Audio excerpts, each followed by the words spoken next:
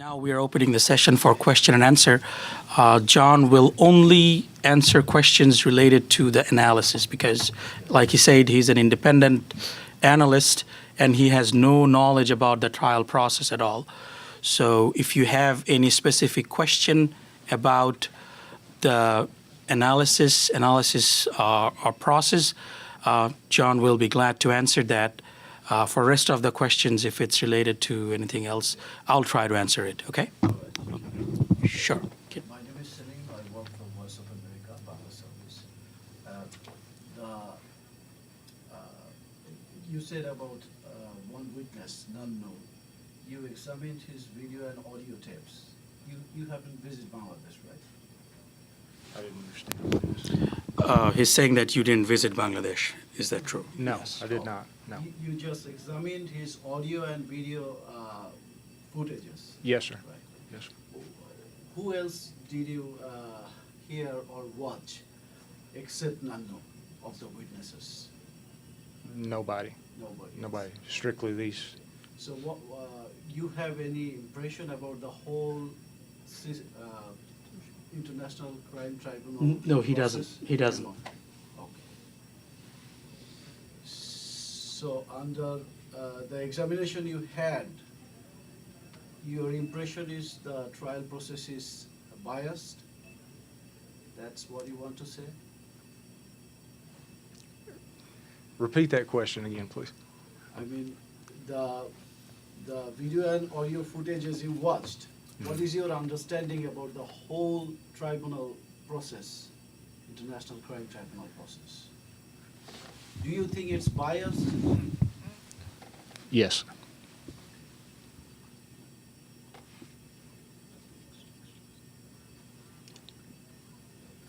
Any other questions? Yes, I have got one. Yes, I am John Abidin. I am a journalist from New York. Just I have a simple question. Did you hear any voice from other guys with whom he was talking in the video? Besides Nanu, have you listened to any other voices on the videos The other side. on the other side? Yes. Or, wait a minute, on the other side. Like, who else was talking with Nanu? With him. Okay, there was several different, Any woman? Voice of any woman? not that I can recall. But A woman, is that what you said? yeah. Okay, not that I recall in any of the audio recordings that I had, or that was submitted to me.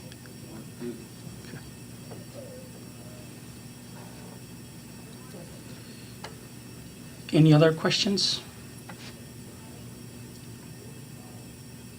Okay, All right, please, 1 minute. sure. You are an expert. What, according to you, after this conversation and video and audio analysis, what's your observation? What should be the fate of this trial? Oh, You can understand me? Just barely. I want to know if this is genuine. What your analysis is genuine, 99%, 0.98% genuine. Then what should be the fate of this trial? He So- told that they wanted to give him bribe, offered money. Now he says that no, it's not fact, it's not my voice.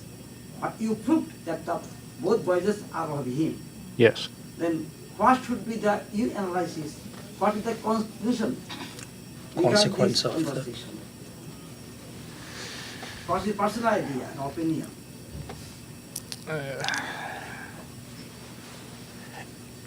In my opinion, I believe that due to to my findings, if I was the one overseeing this investigation or the tribunal, I would definitely launch a investigation, an in-depth investigation, to find out exactly what is going on. Thank you. Just a question for Dr. Rahman. Was Jamaat Islami was ever worked together with Awami League in 1996 or anything? Is it the first time that Awami League government brought allegations, or is it why I see that previously Awami League government worked with Jamaat Islami? So you think that they have been consistent with their hatred against Jamaat, or what is the? Thank you very much for your question. Like our lead counselor, Barrister Abdul Razak, said in the court, if Jamaat Islami were in coalition with Awami League government, Mr. Nizami would be a minister and he would be safe. He wouldn't have to end up in prison.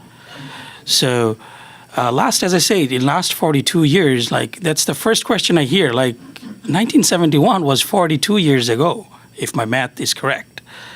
And why no charges or nothing? Like there were a few talks here and there in some split while in 1991, in 1988, but there was nothing serious.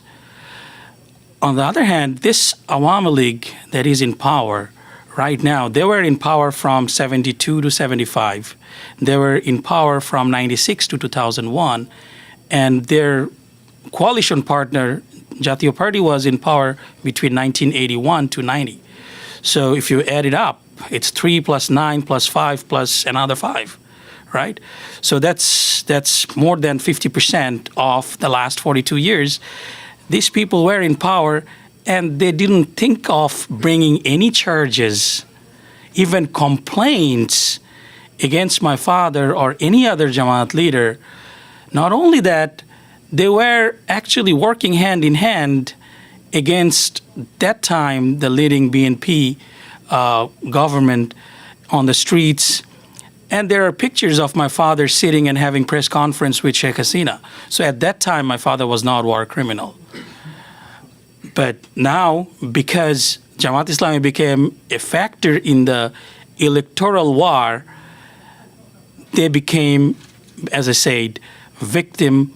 They became war criminals because government wants to get rid of them. So it is actually a politically motivated tribunal. That's what we're saying from the very get-go.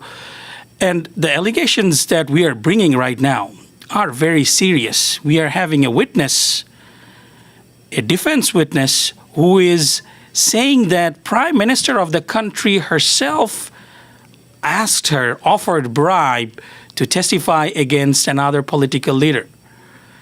And our analysis shows that it's the truth with the voice trace and everything. So even if it's not true, it definitely demands a lot of investigation. Otherwise, where is the fairness? Dr. Nakib Rahman, Yes, sir. your testimony was basically on your father's background. What about the other leaders who are in jail right now, other Jamaat leaders? Let's put it this way, like when this whole saga of witch hunting against war criminals, war crimes tribunal was setting up, I'm pretty sure you are aware of list of 26 leaders, alleged war criminals that were barred from leaving country. That list was prepared by the Home Ministry. Before all these things started, they created a list of 26 people who supposedly were involved in war crimes in 1971.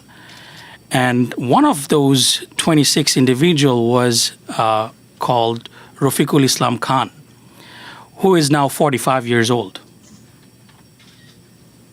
I'm pretty sure you can do the math, right? So how can a 3-year-old person become alleged war criminal and was barred by the Home Ministry to leave the country? And out of all these people who are charged now, the same thing applies. What happened in the last 42 years? Like during the period of 1972 to 75, there were 100,000 lawsuits that were filed against people who were allegedly involved in crimes. Now, how many of that 100,000 lawsuit can you find against the people who are now charged? The chief prosecutor at that time, his name is Advocate Khandokar Mahbub Hussain. He was the chief prosecutor during that time. He said publicly that I was the chief prosecutor at that time. The charges that this government brought against the people right now, none of their name was then against the people who were charged. And moreover, there were 195 Pakistani army officials who were identified as war criminals, and the Awami government just let them go, point blank. So this is nothing but a political witch hunt, just to destroy political opponents and just to destabilize the country. If you look at the country right now, it's divided. And this government is willing to, or this government is trying to stay in power by force. They abolished the caretaker form of government. They're just killing people indiscriminately on the street. Even if you look at the biggest political party right now, if any poll would show above 50% approval rating for Bangladesh Nationalist Party, their office was ransacked in the dead of the night, and their key leaders were arrested. And when media went to videotape that, the media personnel were also beaten up. So that's the place we are living in. And like John said, if it were in any rational, if you bring what John found about Nannu in any rational place, if nothing else, it would be investigated, because these charges are serious. You are involving Secret Service, you're involving Prime Minister, and you're offering $2 million bribe. So these are serious allegations. And this tribunal, the international, newly set international standard by this government, does not allow to even recall the witness for further. What is your opinion about the verdict already declared against some of the leaders? I'm not a legal expert, so I'm not. My opinion doesn't count. But let me give you opinion of experts around the world. Human Rights Watch, on the verdict of Professor Ghulam Azam, they pinpointed few areas. One of the areas, the judges written on the written document that's available in public, you can Google it and find it. They said prosecution didn't bring enough evidence, but judges went by themselves and did research and found Professor Ghulam Azam guilty. Who gave them right to do their own research? Then why do you have prosecution? So this is actually a mockery of a trial. And if you read the Skype transcript, all the judgments are written. Even any witness were brought in the court. You have seen the verdict of Salahuddin Qadir Chowdhury was leaked a few days before. And the verdict was exactly same. And it was not leaked from tribunal, it was leaked from Ministry of Law. So what does Ministry of Law has to do with ICT? So these verdicts are all written long time before. And if this is not stopped, then the country will be basically going into further anarchy and division and in a situation of no hope. My name is Jawad Islam. Actually, I am in Bangladesh American and IT professional. The question to Dr. Nakibur Rahman. We know that Jamaat Islami is the pioneer for the caretaker government, right? And Jamaat Islami, BNP, and Awami Party all together, for 9 years against the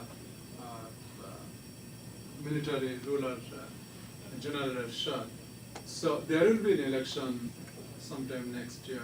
So how hopeful, since you came from Jamaat Islamic family, so how hopeful you are for the caretaker election, or kind of umbrella election, or whatever you call it? Right now, the situation is like that. If you look into any independent opinion poll, every day the popularity of Bangladesh Awami League, the ruling party, is declining every day. So if there is even merely close to a fair election, this government will face a landslide defeat. And the amount of corruption and the nepotism, the massacre that they committed, they would have to face the music for that, even for ICT tribunals. Like if it's true what Nannu said, these are treason. So under no circumstances, I don't think Awami League is ready for a free and fair election. So they're trying to keep the major opposition party, BNP and Jamaat Islami, out of the election fold. So everybody is pushing for a free and fair election, and under this situation, free and fair election is impossible. Impossible, because if you're talking about a fair ground, fair level playing field, you're pretty much ransacking the BNP, which is the most popular party in the country, their office. So where is the level playing field there? However, unless there is a free and fair election that can be held, if there is some symptom of that, I don't think anybody, including even Jatiya Party, who was talking about going into the election, they're also not comfortable in an election where major political parties are not present. So I think in the future of Bangladesh, unless there is some sort of close to caretaker government that is conducting election, there will be no hope for a credible election. There can be an election, but it will be a one-party election, and it will leave Bangladesh to further chaos. And also, I have another question to John. I know that you said that the International Verification Service is renowned and they use the updated or sophisticated applications, right? So, is this report online? We can get it from online, or means your verification? Are you talking about the, Findings? oh, the video? The Oh, the your verification. findings. No, that's been released to, I believe, Mr. Cadman, Oh, okay. and I'm assuming is going to be, This will submitted this will for- be published, right? yes, Okay. yes. May I some question? Yes, sir. It's just my observation and your own idea and opinion. This video of Mr. Nandi says that he was offered bribe for money. And the defense side applied to recall him for cross-examination. And the application was rejected by the tribunal. Under this situation, it's my belief that the tribunal acted according to the dictation of the government. Under this situation, do you think that the trial or the verdict that was given by the court or tribunal was judicious one or it is genuine one? The verdict was genuine one or not? Do I think the, It's basically People denying to always- recall I tell you again. Mr. Nannu. Nanu was offered bribe, correct, huge amount of money.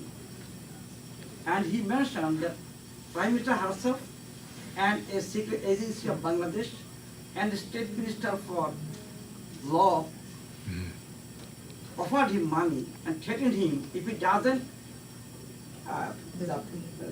witness according to their suggestion, he will be punished or like that. It means for that reason Mr. Nanu told that it is not my voice. But you told that it is 99.98% genuine voice, same person talked in both audio and video. correct. And this defense party applied to call him back in the tribunal so that they can cross-examine him. But the application was rejected. That's because in that case something might have come out. It means this tribunal acted according to the prescription of the government. Under this situation, do you think that the trial or the verdict what was given by this tribunal against Nizami should be judicious one or true one? The trial verdict is genuine or not? I don't, is he asking if the trial is, and the testimony is genuine? No, or- he's asking the denial to recall Mr. Nannu on the court. Do you think it's fair? Or No. I think he needs to be brought back in. Thank you. any other questions? I have a question. Yes. To Nakibur Ahmad. So, Awami League went to election under Jatiya Party in 1986, right? And then again they sent their Budrul Haidar to Jamaat leader for a presidential nomination in 1992, I think. And then once they failed, they established those Gana Adalat something to create anarchy, those things. And then finally, by the Jamaat support, they went to power in 1996. Like indirectly, Jamaat Islami helped Awami League to came to power after like 20 years later. And 2008, again Jamaat Islami helped Awami League to came power because Khalda Jia did not want to go to election. But Jamaat Islami wanted a democratic process. They rather liked to a democratic government instead of an undemocratic government. So indirectly, Jamaat Islami helped Awami League to come to power twice. So my questions to you, as Awami League is a hypocritic political party in the context of Bangladesh, they continuously do hypocrisy with all political parties.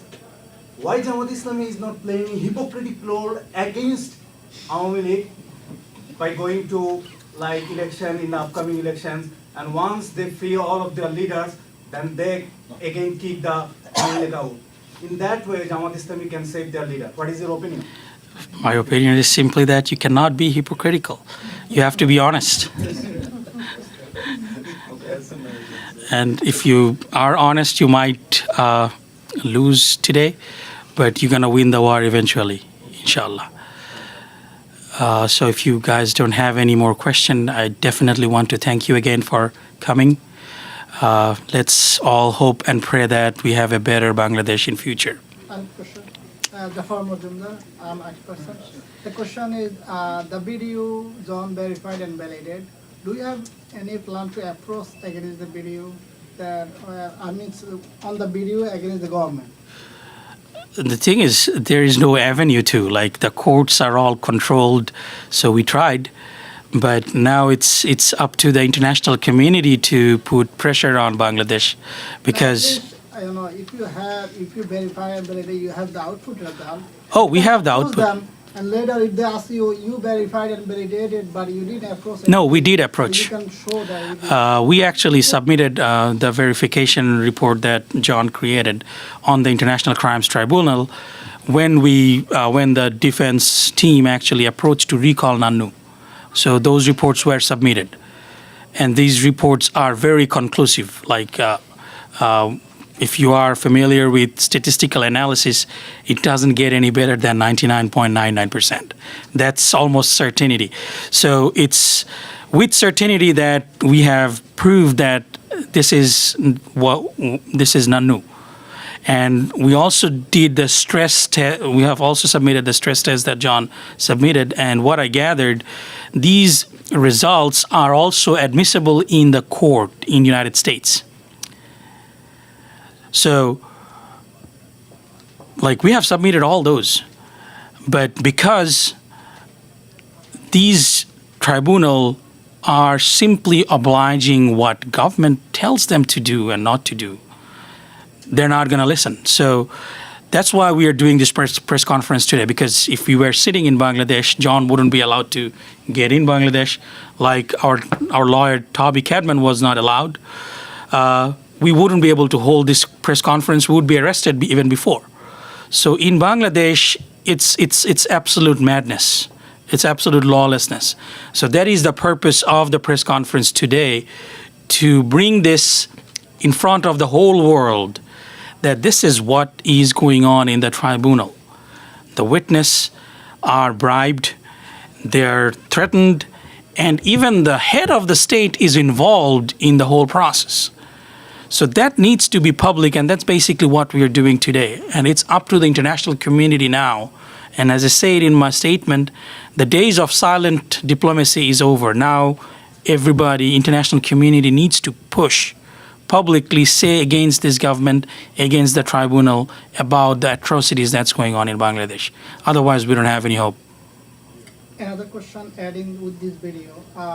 You are going only focus one video, because I saw on YouTube and Facebook there is other video about those allegation, like Mutira Saidi Shahid, Saidi, and even about your father. I saw another old man, he's from pub night. He submit another video. So you guys working all of them together, just only none? Yeah, all of like Maulana Abdussalam.